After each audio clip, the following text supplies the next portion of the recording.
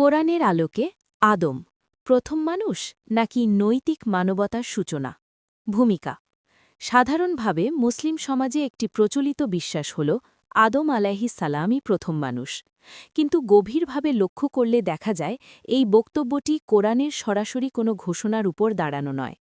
কোরআন আদমকে অত্যন্ত গুরুত্বপূর্ণভাবে উপস্থাপন করলেও কোথাও স্পষ্টভাবে বলেনি যে আদমই ছিলেন প্রথম জৈবিক মানুষ বা আদমের আগে পৃথিবীতে কোনো মানুষ ছিল না।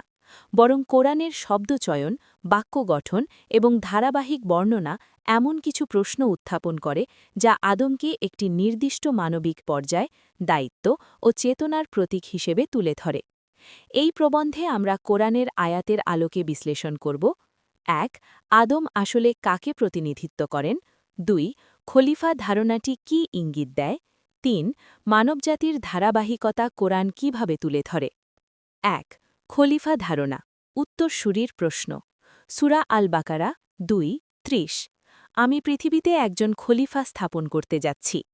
আরবি খলিফা শব্দের মূল অর্থ উত্তরসূরি, প্রতিনিধি, পূর্ববর্তী কাউকে প্রতিস্থাপনকারী। গুরুত্বপূর্ণ প্রশ্ন, যদি আদমই প্রথম মানুষ হন, তবে তিনি কার উত্তরসূরি? কোরআনে একই শব্দ বহু স্থানে এসেছে মানব প্রজন্মের ধারাবাহিকতার অর্থে। সূরা আল আনাম ৬:১৬৫। তিনি তোমাদেরকে পৃথিবীতে একের পর এক খলিফা করেছেন। সূরা ফাতির ৩৫:৩৯। তিনি তোমাদেরকে পৃথিবীতে উত্তরসূরি করেছেন।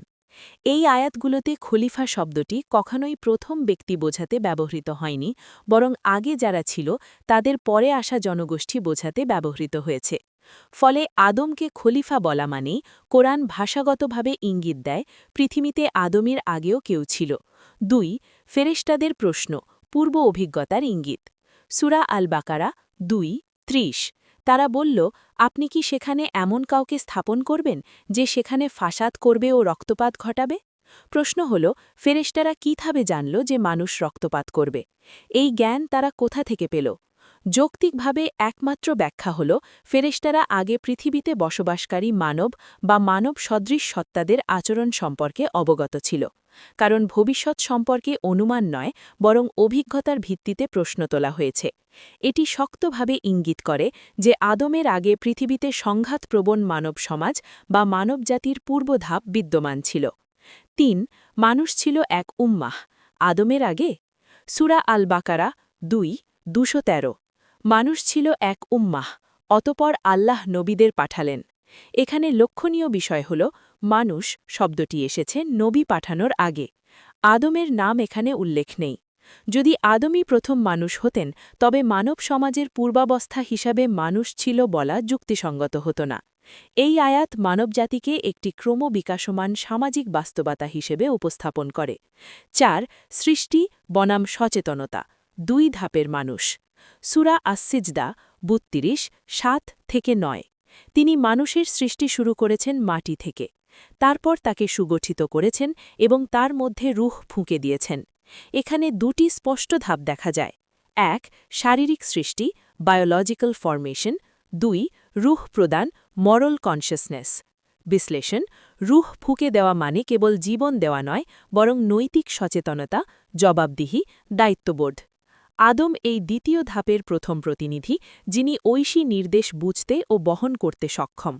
অতএব আদম সমান সমান প্রথম নৈতিক মানুষ, প্রথম দায়িত্বপ্রাপ্ত মানব চেতনা। ৫. হে আদম সন্তান, জৈবিক না আদর্শিক?